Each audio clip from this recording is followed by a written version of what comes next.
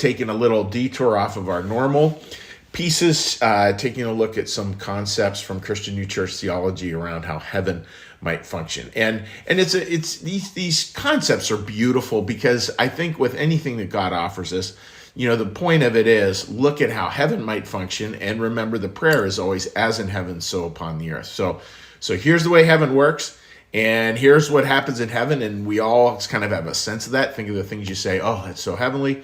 And our job is as in heaven, so upon the earth. How can we live that now? Live heaven now is such a key way to sort of approach life. Not holding heaven out for then and there, even though it is then and there, but to really try to live it today in our lives as best we can. So thank you so much for joining me today as we take a look at that.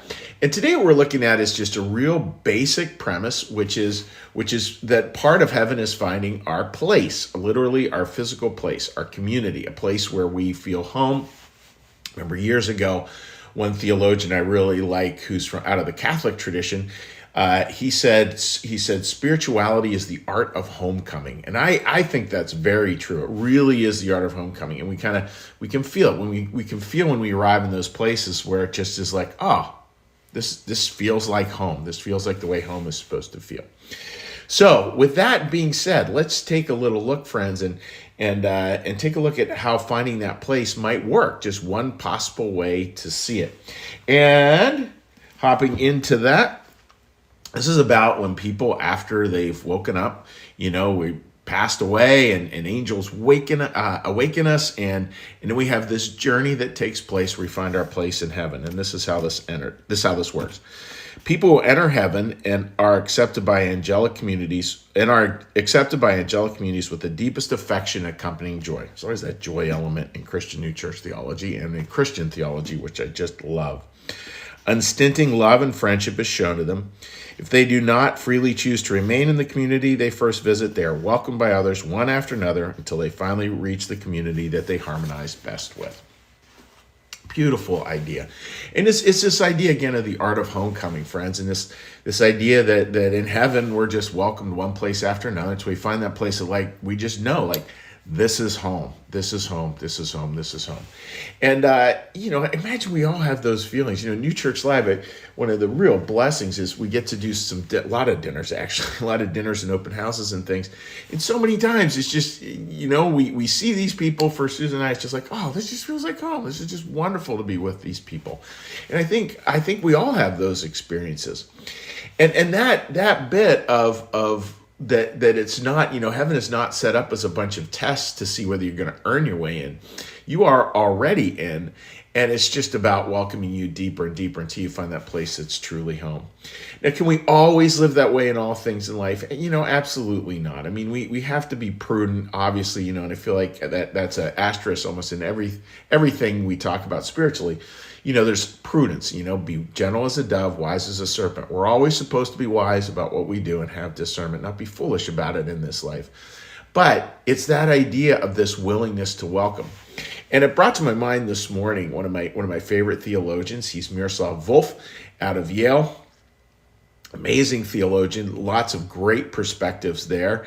And coming from it from through a Christian lens, he said Christianity is one of my favorite books that he wrote, and it's dense. If you really like reading dense theology, this is the guy to read, because it gives you a lot to chew on.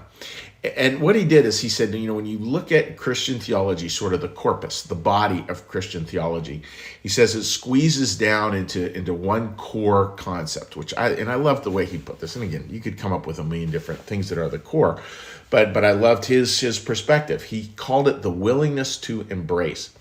And that willingness to embrace is actually,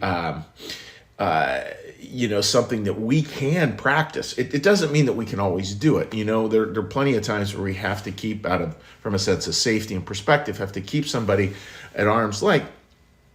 But we still can always hold in that intentionality that we are going to be a welcoming presence in the world. We're always going to have a willingness to embrace others. So the humanity of that, friends, is like, how do we not, try as best we can not to set up a bunch of tests, so that that, so that people earn their way into our hearts and into this and into that other thing. And it sounds, you can just hear people like, oh yeah, blah, blah, blah, but. Well, it's easy to come up with a bunch of buts. Get it. And there are those people. Keep them at arm's length because we have to, from a sense of safety. And we also need to remember, most people, you don't need to do that. The vast majority are not like that. The vast majority are looking for a home, are looking for connection, are looking for relationship, are looking for a laugh, are looking to have a fun cup of coffee or a dinner out or whatever you and your loved ones want. Like, that's the way most people are. And so we have to have that willingness to embrace. And instead of constantly testing and having that reflex of testing, instead come at it from trusting, really, really deeply trusting that you're part of this person's journey and you're going to welcome them into your heart. Now, they may continue moving on, and that's fine. And I think that continually moving on, we've all had that experience of having a great and wonderful friend who was a really good friend for a certain season of our life, and then our paths just went different ways. They moved to California, and you moved to Ohio. I don't know. You just literally and physically moved in different directions, and that's okay. Sometimes those friendships do come back together. Sometimes they don't. But I think that's what this is talking about. Like it's how we just keep on having that willingness to embrace others, and that's how we eventually find home. If we could all practice that, it allows this art of homecoming to really start to get a lot of momentum to it, which is a beautiful thing.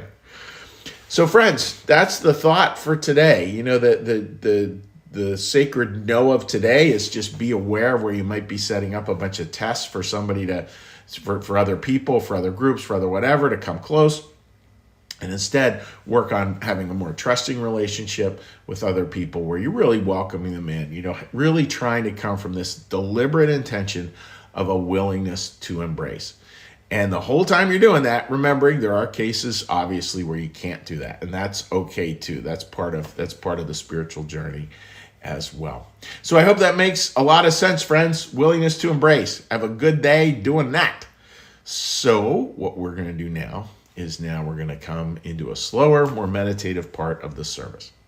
And when we come into this slower, more meditative part, what we do is we do a little meditation. We use a prayer bell, a little meditation, a little prayer, a little blessing, and then we'll say hi to folks on Facebook. So with that, dear friends, let's get a little breath.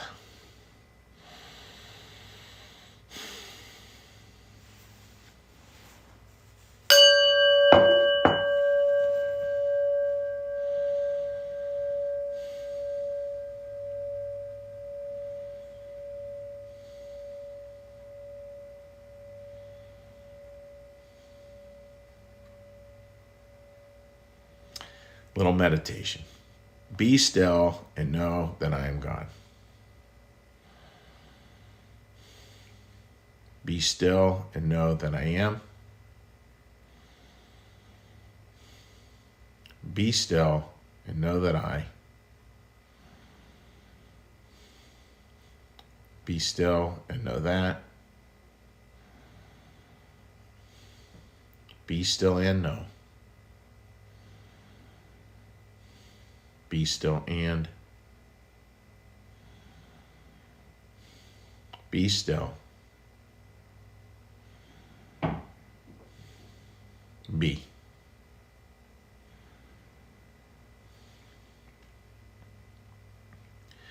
Our Father, who art in the heavens, hallowed be thy name. Thy kingdom come, thy will be done, as in heaven, so upon the earth. Give us this day our daily bread, and forgive us our debts, as we also forgive our debtors. And lead us not into temptation, but deliver us from evil. For thine is the kingdom, and the power, and the glory forever. Amen. May the Lord bless you and keep you.